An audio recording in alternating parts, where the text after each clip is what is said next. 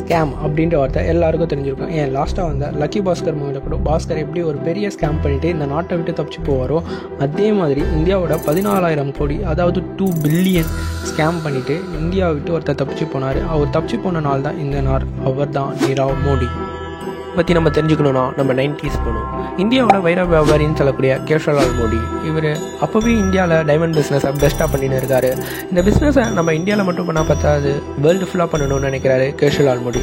So அதனால் வளரும் போதே அவருடைய மகனான தீபக் மோடிக்கு டைமண்ட் பிஸ்னஸை பற்றி எல்லாத்தையும் சொல்லித்தராரு. தீபக் மோடியை உலகத்தோட டைமண்ட் கேபிட்டல் சிட்டின்னு சொல்லக்கூடிய பெல்ஜியத்தில் இருக்க ஆண்ட்வர்க்கு அனுப்பி வைக்கிறாங்க. ஏன்னா இங்கே தான் உலகத்தோட 85% டைமண்ட் பிஸ்னஸ் நடக்குது.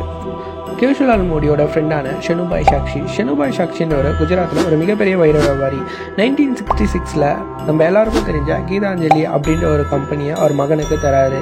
அதே வருஷம் இவருடைய மகளான கீதா சாக்ஷியை தீபக் மோடிக்கு மேரேஜ் பண்ணுறாங்க. 27 பிப்ரவரி 1977 குஜராத்தில் இருக்க பவன்புரி அப்படின்ற ஒரு ஊரில் இவங்க 2 பேருக்கும் பிறகுற ஒரு குழந்தை தான் நீரவ் மோடி. நீரவ் மோடி பிறந்த ஒரே வருஷத்துல அவங்க ஃபேமிலி பெல்ஜியத்துக்கு ஷிஃப்ட் ஆகுறாங்க. எப்படி ஒரு பணக்கார குடும்பம் வளரும் அதே மாரி தான் இவரும் வளர்றாரு.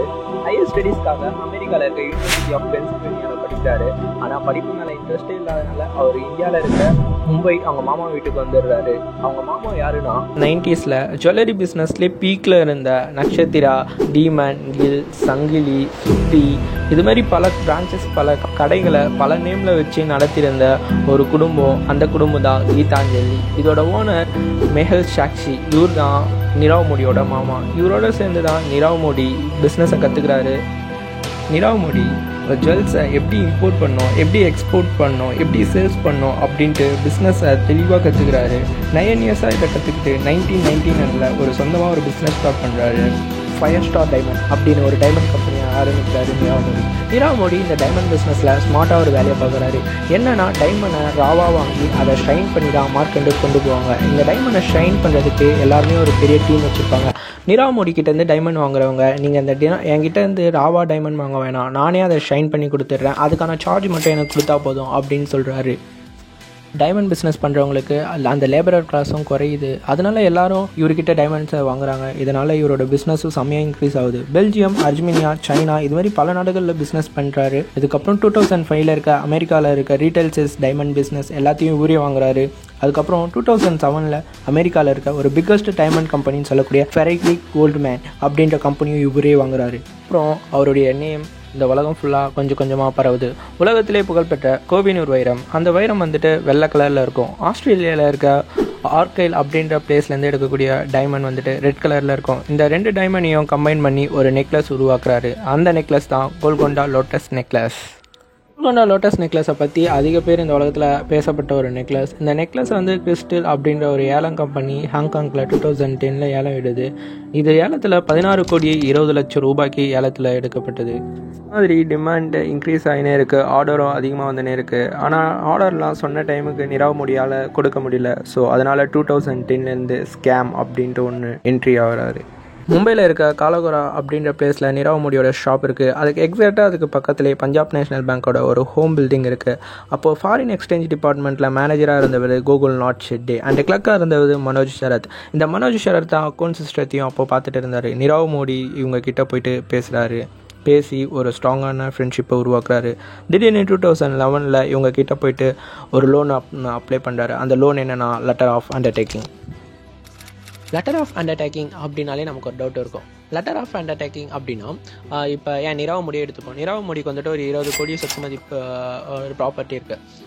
இதை எடுத்துன்னு போய்ட்டு அவர் பேங்க்கில் சப்மிட் பண்ணிட்டு அந்த பேங்க் வந்துட்டு இவருக்கு 10 கோடி வரையும் கடன் தரலாம் அப்படின்னு ஒரு லெட்டர் தருவாங்க. இந்த லெட்டர் எடுத்துன்னு போய்ட்டு அவர் ஃபாரினில் இருக்க ஒரு பேங்க் கிட்ட கொடுப்பாரு. அந்த பேங்க் வந்துட்டு இவருக்கு 10 கோடி வரையும் கடன் தருவாங்க.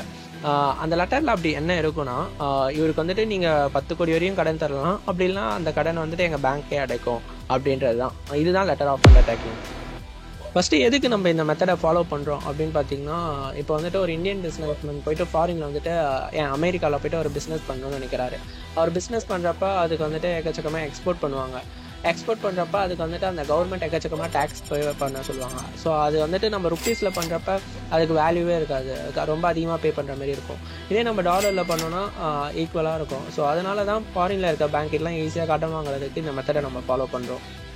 இந்த மெத்தடை தெரிஞ்சுக்கிட்ட நீரவ் மோடி அவங்கக்கிட்ட லோன் கேட்குறாரு. ஃபஸ்ட்டு கோகுல்நாத் ஷெட்டி தர மறுக்கிறாரு. அதுக்கப்புறம் இந்த டாக்குமெண்ட்ஸ் எல்லாம் நாங்கள் கோர் பேங்க் சிஸ்டத்துலேயும் அப்லோட் பண்ணோம், ஸோ ஃபஸ்ட்டு டாக்குமெண்ட் வேணும் அப்படின்ட்டு அவர் கேட்குறாரு. ஆனால் 2 சைடும் எக்கச்சக்கமாக பணம் கைமாறினதுனால அதுக்கப்புறம் லோன் தராங்க. நீரவ் மோடி சட்டத்தில் இருக்க வாட்டையை யூஸ் பண்ணி இந்த ஸ்கேம் பண்ண ஆரம்பித்தப்பே ஒரு டெசிஷன் எடுக்கிறாரு. இதுக்கு நம்ம இன்ட்ரெஸ்ட்டும் தரக்கூடாது, அசலும் தரக்கூடாதுன்னு. இந்த லெட்டர் ஆஃப் அண்டர்டேக்கிங்கை பயன்படுத்தி Nirav Modi Japan, Malaysia, Singapore, Switzerland, Dubai, Taiwan இது மாதிரி பல நாடுகளில் பல ஷாப்ஸை ஓப்பன் பண்ணுறாரு நீரவ் மோடி. இந்த ஒரு ஸ்கேம் மட்டும் பண்ணல, இது மாதிரி பல ஸ்கேம் பண்ணியிருக்காரு. எக்ஸாம்பிள் உருவாக்கின 17 கம்பெனியில் ஒரு லோ ப்ரைஸில் இருக்க ஒரு டைமண்டை அதுக்கு ஹை ப்ரைஸ்ன்னு சொல்லி இந்த திறந்த 17 கடைகளும் கடையாக மாட்டி அதோட ப்ரைஸை இன்க்ரீஸ் பண்ணிட்டு அவர் இந்தியாவில் உருவாக்குற ஒரு நெக்லஸ்க்கு இந்த டைமண்ட் தான் வேணும் அப்படின்ட்டு அதுக்கும் ஒரு லோன் வாங்குவார். ஸ்கேம் பண்ணி பிஸ்னஸ் பண்ணியிருந்த நீரவ் மோடிக்கு செட்டுற விஷயமா 2017 May 31 கோகுல் ஷெட்டி வந்து ரிட்டையர்மெண்ட் ஆகிறாரு. புதிய மேனேஜராக தினேஷ் பரத்வாஜ் அப்படின்ற ஒரு மேனேஜராக வராரு. நீரவ் மோடி வழக்கம் போல் திரும்பி போயிட்டு பஞ்சாப் நேஷ்னல் பேங்க்கில் லோனுக்கு அப்ளை பண்ணுறாரு. ஆனால் இப்போ மேனேஜராக இருக்கிறவர் தினேஷ் பரத்வாஜ் எல்லா ப்ரூஃபையும் கேட்குறாரு. அப்போ தான் நாங்கள் லோன் தருவோம்னு சொல்கிறாரு. ஆனால் இதுக்கு முன்னாடி வாங்கின எல்லா லோனுமே நாங்கள் எந்த ஒரு ப்ரூஃபும் இல்லாமல் தான் வாங்கணுன்ட்டு நீரவ் மோடி சொல்கிறாரு. இதை கேட்ட தினேஷ் பரத்வாஜ் பெரிய ஷாக் ஆகுறாரு. இவர் உடனே போயிட்டு அவங்க மேல் அதிகாரிக்கிட்ட எல்லார்கிட்டையும் இதை பற்றி டிஸ்கஸ் பண்ணிவிட்டு அவருடைய நெஸ்ட் அக்கௌண்ட் செக் பண்ணுறப்ப எல்லாருமே பெரிய ஒரு ஷாக். சுமார் 13,500 கோடி, அதாவது 2 பில்லியன் எந்த ஒரு ப்ரூஃப்மே இல்லாமல் பஞ்சாப் நேஷ்னல் பேங்க் நீரவ் மோடிக்கு லோன் கொடுத்துருக்காங்க. நீரவ் மோடி 2018 January 1 தன் குடும்பத்தோட நாட்டை விட்டே வெளியேறாரு. நீரவ் மோடி கிட்ட இந்த லோன் அப்போ விஷயமா டாக்குமெண்ட்ஸ்லாம் கேட்குறாங்க. ஆனால் நீரவ் மோடி சைடுலேருந்து எந்த ஒரு ரிப்ளையும் வராதனால 2010 January 29 reserve bank of India கிட்ட இந்த மோசடி அறிக்கையை தராங்க பஞ்சாப் நேஷ்னல் பேங்க். மோடி சைடுலேருந்து எந்த ஒரு பதிலும் வராதனால சிபிஐ இவர் மேலே எஃப்ஐஆர் போடுறாங்க February 7, 2018. இதுக்கப்புறம் தான் இவர் மேலே இடி வருது. இடி வந்தோடனே தான் இவருடைய எல்லா கம்பெனியும் ஃப்ராட் விஷயம் எல்லாமே வெளியே வருது. அங்கே இருக்கிற எல்லா டைரக்டருமே ஃபேக்கான டைரக்டர் அப்படின்ட்டு தெரிய வருது. 2018 February 17 அன்னைக்கு நீரவ் மோடிக்கு சம்மந்தமான 17 கடையிலையும் ரைட் நடத்துகிறாங்க. சுமார் அதில் மட்டுமே 5010 கோடி கிட்ட இருக்குது. இதில் செமையாக குழப்பங்கள் வருது.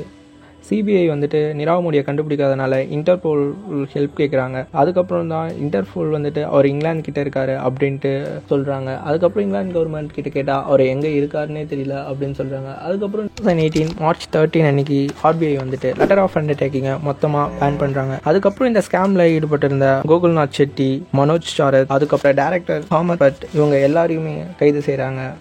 நீரவ் மோடி ஒரு இன்டர்வியூ மூலியமாக அவர் இங்கிலாந்தில் இருக்கார் அப்படின்ட்டு கண்டுபிடிக்கிறாங்க. இவர் இங்கிலாந்தில் 73,000 கோடி ரூபாய் கொடுத்து ஒரு சொகுசு அப்பார்ட்மெண்ட் வாங்கியிருக்காரு அப்படின்ட்டு தெரிய வருது. 2019 ஜெல்மிங்டர் சிறையில் நீரவ் மோடி அடைக்கப்படுறாரு. ஆனால் நீரவ் மோடி இங்கிலாந்தில் இருக்க சில லாஸை யூஸ் பண்ணி இவர் இந்தியாவுக்கு திரும்பி போனால் இவர் உயிருக்கே ஆபத்து அப்படின்ட்டு கேஸ் போட்டு திரும்பி இவரோட கேஸ் முன்ன பின்ன போயிட்டு வருது. ஃபைனலாக இங்கிலாந்து உச்சநீதிமன்றம் இவரை December 25, 2022 இந்தியாவுக்கே ஒப்படைப்போம் அப்படின்ட்டு சொல்கிறாங்க. ஆனால் அது தெளிவாக இல்லாதனால இன்றைக்கி வரையும் அவர் கேஸ் நடந்துன்னு தான் இருக்குது. இது மாதிரி ஸ்கேமை பற்றி இன்ட்ரெஸ்டிங்காக உங்கள் ஃப்ரெண்ட் யாருன்னா வீடியோ பார்த்துருந்தா இதை ஷேர் பண்ணுங்கள்.